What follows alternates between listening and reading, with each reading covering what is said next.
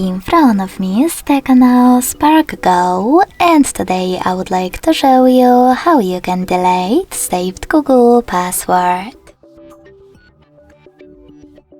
You need to begin by opening Settings and scrolling all the way down to access Google section. Then click on Autofill, Autofill with Google, and passwords. Following that, click on one of your passwords that you wish to get rid of. I will go with my Facebook one. Enter your current login method and click on Delete button.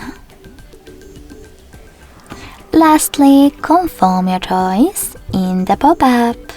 So when I do that, as you can see, my Facebook password was successfully deleted from Google Password Manager.